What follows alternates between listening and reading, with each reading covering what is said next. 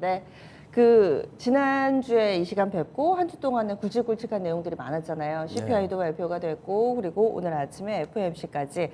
그동안에 좀 시장의 흐름 어떻게 좀 바뀌고 있다고 보세요? 시장 자체 수급이 우선은 좀 바뀐 흐름이 나타나고요. 그러니까 수급적인 부분을 보면은 최근 들어서 외국인들이 거래소에 대해서 꾸준하게 유입을 해주는 모습이 나타나고 또 매도가 나온다 하더라도 매도 규모 자체가 상당히 좀 제한적인 흐름이다. 그래서 수급적인 부분이 좀 많이 바뀌었고 그다음에 이제 아무래도 어닝 시즌이기 때문에 이 실적에 대한 부분이 굉장히 중요한데 기업들 실적이 굉장히 잘 나오고 있습니다. 그래서 어떻게 보면은 1분기에 사실 우리가 이제 그때도 마찬가지로 미증시 급락하고 여러 가지 악재들이 있었는데 1분기 실적들이 잘 나오면서 국내 증시가 또 견조하게 또 상대적으로 미증시 대비해서 강세 뛰기도 했었는데 마찬가지로 지금 현재 실적이 또 잘 나온다 이런 것들을 좀 체크를 하시면 되지 않을까 싶은데 어제 이제 미증시 잠깐 좀 얘기를 해보자면은 어제 미증시가 이제 뭐 실제로 전일 국내 미 선물 자체가 강세로 어느 정도 선반영이 됐던 부분은 마이크로소프트라든지 이쪽에서 실적이 좋게 나왔던 부분 이게 선반영이 좀 되고는 있었는데 실제로 이제 연준회의에서의 이제 불확실성을 좀 제거시켰다라는 부분이 미증시에서 추가적인 강세를 좀 더 많이 나타냈다가 됩니다. 그래서 이제 S&P 500 지수를 보게 되면 S&P 500 지수 같은 경우가 6월달 저점을 만들고 박스권에서의 흐름을 지난주에 돌파를 했었는데 돌파하고 나서 지혜를 밟고 이제 다시 한번 직전의 고가를 넘어가는 그런 모습을 보여줬다 됩니다.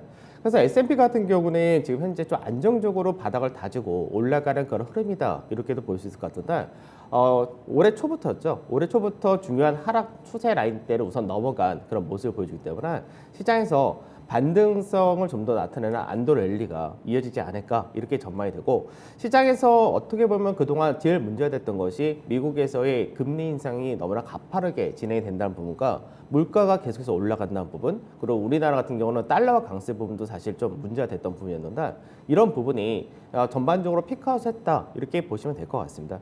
특히 이제 어저께 사실 파월 연준 의장이 이제 75bp 인상을 하면서 긴축 자체도 조절할 수 있다 얘기를 해줬는데 전체 점도표를 보게 되면 3%에서 3.5%를 이제 시장에서 얘기를 해줬거든요. 그렇게 따진다면은 이제 9월 달과 11월, 12월 딱 세 번이 남았는데 그러면 이제 전체 다 합쳐가지고 이제 앞에 한 번 50bp 정도 인상한다면 그 다음번에는 이제 25bp 정도로 하게 되면 거의 금리 인상이 거의 마무리된다 이렇게도 볼 수 있을 것 같습니다.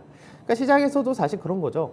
75bp 인상할 때 처음엔 너무 놀랬다가 맞아요. 이번에 물가지수 앞전에 발표했을 때 1%까지 올리는 거 아닌가 우려를 했다가 75bp 마무리하고 앞으로는 75bp보다 낮은 50bp면 올해 다 금리 인상하고 나면은 뭐 일각에서는 내년에 금리 인하를 할 수 있다 얘기도 나오고 있는데 우선은 올라오는 건 다 올라왔으니까 이제 더 이상 크게 미 연준에 대한 속도란 부분에 대해서는 우려를 좀 완화시킨다. 이런 것들이 사실 미증시가 좀 좋았던 배경 중에 하나가 되겠죠.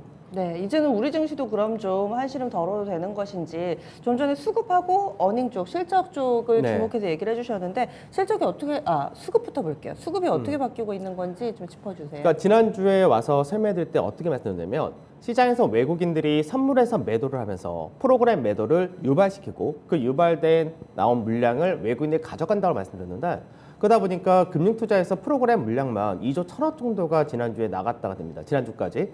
그리고 나서 최근 들어서는 이제 이번 주는 아무래도 연준 회의도 있고 여러 가지 있으니까 외인들이 적극적인 매수는 하지 않는다가 되더라도 실질적으로 오히려 선물 쪽에서 매수하면서 프로그램 매수가 받쳐주기 때문에 시장 자체가 수급적인 부분에서 외국인과 기관이 동반 매수할 때는 당연히 시장 자체가 강세를 띈다가 되는데 최근 들어서는 동반 매수가 나오지 않는다 하더라도 외국인이 사거나 아니면 프로그래밍 지수를 받쳐주거나 이 흐름이 있기 때문에 시장 자체가 하방 경직을 단단히 만들어주는 그런 흐름을 보여준다고 보시면 될 것 같습니다.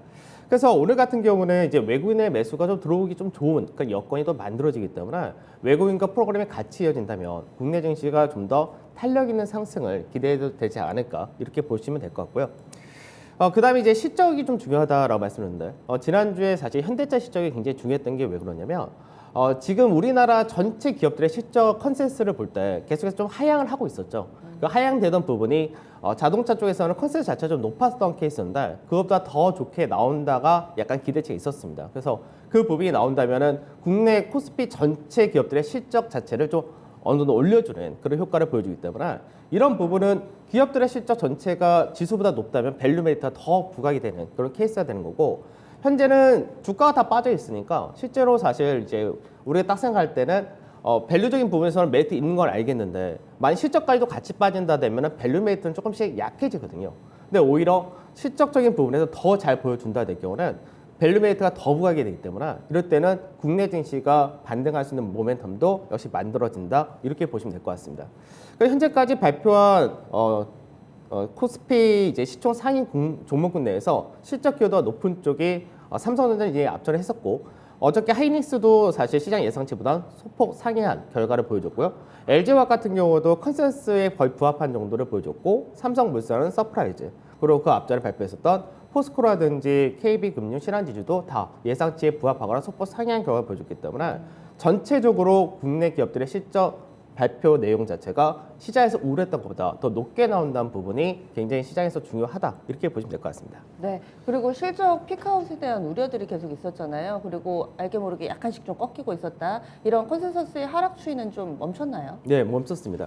그러니까 이제 분기별 순위 컨센서스 추이를 가져왔는데 연초 대비해서 이제 장이 처음에 연초에 빠졌을 때, 그러니까 인플레이션에 대한 우려가 굉장히 컸을 때 이때는 1분기와 2분기, 3분기 시점 모두 다 하향하는 모습을 잠깐 보여주다가 이 흐름이 약간 다시금 반대면서 왔다 갔다 하다가 1분기 실적이 발표됐었던 4월 초부터 시작해서 이때부터 실적이 워낙에 잘 나오다 보니까 2분기와 3분기에 대한 실적 전망치가 상향이 되었었죠. 그래서 시장에서 실적이 상향되었는데 이 부분이 사실 어떻게 보면 그 당시에는 주가가 또 하방 경제 만들어주는 그 요건이 되기도 했었는데 이제 나중에 이제 5월 말 6월 초에 물가 지수가 발표되면서 시장에서도 이 당시 유가가 120불도 넘어가고 이런 부분이 국내 기업들의 너무나 안 좋다라는 인식이 들어오면서 또 급격하게 컨센서스를 하향된 그런 모습을 보여줬는데 실적 발표가 이제 전개되면서 우선 자동차 외적으로도 나머지가 실적이 다 좋게 나면서 지금은 하향되던 부분이 다시금 올라가는 그런 모습을 보여주는데 거의 모습 자체를 보게 된다면 앞전에 1분기와 비슷하다고 보시면 될 것 같습니다. 1분기 실적 발표를 하고 나서 실적 결과 결국 좋다가 되니까 그 이후부터 다시금 전망치가 조금씩 상향됐습니다. 우선 실적 자체가 바닥 찍었다는 식으로 서서히 올라간다는 부분은 국내 증시 자체가 주가와는 괴리가 더 커져 있는 상태인 만큼 오히려 반등하기에는 좋은 여건이다. 이렇게 보시면 되겠습니다. 네. 지금은 거의 한 일주일째 코스피 기준으로 2,400선에서 계속 그 근처만 맴도는데 그럼 지수도 실적 따라서 좀 우상향할 거다 이렇게 봐도 되는 거예요? 네, 그렇게 보셔도 될 것 같습니다. 네. 특히 이제 지수 자체가 중요한 가격이 사실은 2,400이라는 현재 라운드 가격대에서 왔다 갔다 하는데 네. 제일 중요한 가격 2,440포인트 전후가 우선 1차적으로 중요하다. 이건 저번에 말씀드렸던 것과 동일한 케이스인데 왜 그러냐면 지금 현재 국내 증시가 저점을 만들었던 2270에서 2410포인트 전후가 2020년도에 마찬가지로 박스를 만들었던 그 가격대입니다. 그래서 이 라인 때는 앞전에도 매물이 좀 있었고 오히려 지금도 지지를 만들어주는 그런 지지대가 되기도 했었는데 마찬가지로 2020년도 11월 달부터 강하게 움직일 때 이때는 또 너무나 가파르게 올라가다 보니까 매물 없이 올라갔던 그런 케이스였는데 이번에도 마찬가지로 떨어질 때도 바로 급락이 떨어진 만큼 매물이 현재는 2,550에서 2,610포인트까지는 매물 공백 구간이다 이렇게 볼 수가 있습니다. 그래서 이 라인 때까지가 이번에 반등이 나온다 했을 때 실적도 받쳐주고 여러 가지 불확실성이 완화가 되는 만큼 1차적인 기술적 반등 목표치를 2,550에서 2,610포인트까지 설정하시면 된다 이렇게 말씀드릴 수 있을 것 같습니다. 네. 그래서 또 지수의 흐름까지 봤습니다. 또 주요하게 볼만한 참고해 볼만한 종목이 있으시다면 오늘 같은 경우도 오늘도 마찬가지 알려주세요. 실적 발표는 많습니다. 근데 이 네네. 안에서 삼성전자가 오늘 컨퍼런스가 있기 때문에 네네. 어제 하이닉스 같은 경우는 실적 발표가 예상치 소폭 상했는데 조금 안 좋은 이야기를 좀 하기도 했습니다. 앞으로의 재고가 좀 쌓이다 보니까 이거를 소화하는데 시간이 좀 걸린다라고 하반기에 대한 업황에 대해서는 그렇게 뭐 긍정적이다까지는 얘기를 못 해줬는데 삼성전자 같은 경우는 최근 들어서 이제 계속해서 이제 확장이라든지 미국의 반도체 법안이라든지 이런 것들이 또 통과가 되고 하고 있기 때문에 오늘 삼성전자가 향후 실적에 대한 전망이라든지 이런 부분을 좀 더 긍정적으로 얘기해 줄 것이냐 이게 좀 중요하지 않을까 이렇게 전망이 되고 있고 삼성전자 같은 경우가 이번 시장에서 반등을 할 때 뭐 가장 대표적으로 지수를 좀 끌고 올라온 그런 케이스였기 때문에 오늘도 지수를 좀 끌고 올라갈 거냐 이 부분이 좀 중요하다라고 보셔야 될 것 같고요.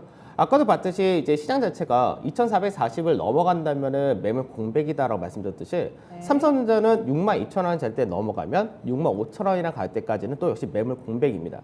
그래서 삼성전자가 65,000원 전후를 빠르게 회복을 해준다면 지수 자체도 마찬가지로 2,550이라는 자리대를 빠르게 올라갈 가능성이 높다로 보시면 될 것 같습니다. 아, 오늘 삼성전자 컨퍼런스 콜 하는군요. 알겠습니다. 그러면요, 오늘 장에서 놓쳐서는 안 될 시그널 정리를 해주실까요? 네, 전체적으로 볼 때는 이제 지수 2,440포인트가 굉장히 중요하고요. 그리고 선물 지수로 볼 때는 이게 323.3포인트 정도. 그리고 환율이 역환율에서는 1,307원을 깨놓은 그런 상태인데 실제로 장중에 이 가격대를 이탈하는지가 굉장히 중요합니다. 그래서 환율 같은 경우는 1,307원에 이탈하게 되면은 21선을 이탈한다가 되기 때문에 시장에서 외인들 같은 경우가 환차익까지 노리면서 더 적극적으로 수급에서 개선을 보여줄 수 있다 정도 보시면 될 것 같고요.